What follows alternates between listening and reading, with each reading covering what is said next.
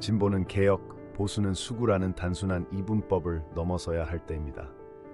2023년 조사에 따르면 20대의 45%가 자신을 보수로 정의하는 아이러니가 발생했습니다. 이 영상은 일제강점기부터 현대까지 진보와 보수의 변천사를 추적하며 이념이 역사적 맥락에 따라 어떻게 재해석되는지 분석합니다. 첫 번째 질문, 우리가 알고 있는 정의는 진실인가? 1910년대 친일 지주계층과 독립운동가의 대립에서 한국적 진보 보수의 원형이 탄생했습니다. 흥미롭게도 독립운동 내부에서도 온건론, 보수적 접근과 무장투쟁론, 진보적 접근이 공존했습니다. 예를 들어 김구의 임시정부와 여운형의 건국동맹은 같은 목적이지만 다른 방법을 선택했죠. 이때 형성된 이념의 다층성이 오늘날까지 영향을 미칩니다.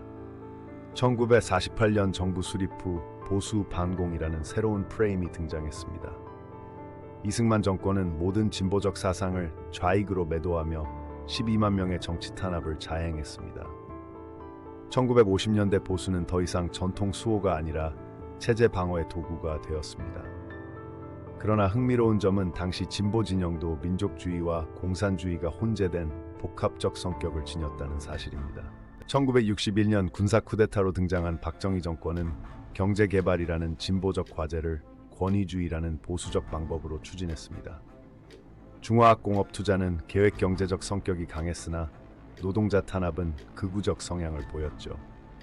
1970년대 한국의 보수는 자유시장 경제가 아니라 국가주도 성장 모델을 표방한 특이한 사례입니다.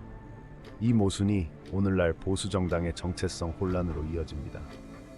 광주민주화운동은 진보진영에게 반독재라는 새로운 정체성을 부여했습니다. 그러나 1987년 6월 항쟁 당시 운동권 내에서도 점진개혁파, 혁명파, PD가 대립했습니다. 여기서 중요한 교훈은 진보진영도 단일하지 않았다는 점입니다. 당시 학생들은 보수를 독재지지 세력으로 단순화했지만 실제로 중산층 보수는 경제성장의 수혜자이자 민주화의 간접적 지지자였습니다. 1998년 진보 정권의 등장은 이념 지형도를 완전히 바꿨습니다. 김대중 정부는 시장 친화적 정책, IMF 구조정으로 보수 진영의 지지를 받기도 했습니다. 이 시기 진보는 권력의 주체가 되면서 기존의 반체제 성격을 상실했습니다. 2002년 노무현 정부의 FTA 추진은 진보 정부가 보수적 경제 정책을 펼친 대표적 사례입니다. 여기서 우리는 이념 라벨의 한계를 명확히 보게 됩니다. 2020년대 들어 20대 남성의 40%가 보수 성향을 보이는 기현상이 발생했습니다. 이는 단순한 정치적 전환이 아니라 진보 진영의 페미니즘 평등 담론에 대한 반작용으로 분석됩니다. 역사적 교훈은 중요합니다. 1920년대 친일 지주와 2020년 젠더 보수층은 모두 기득권 유지라는 공통점을 가집니다. 그러나 오늘날의 보수는 과거와 달리 경제적 자유주의를 표방한다는 점에서 차이가 있습니다. 박정희의 경제정책을 진보적이라고 볼 수 있는가? 김대중의 시장개혁은 보수적인가? 사상 초유의 질문들입니다. 서울대 한준 교수의 연구에 따르면 한국인 65%가 자신을 중도로 규정하지만 실제 투표 행동은 이념적으로 극명히 나뉩니다. 핵심은 정책을 진보 보수 프레임이 아니라 문제 해결 효과성으로 평가해야 한다는 점입니다. 역사는 이분법이 현실을 설명하지 못함을 증명했습니다. 기후위기 시대의 에코페미니즘은 진보인가? AI 규제 논쟁에서 기술 보수주의는 가능한가?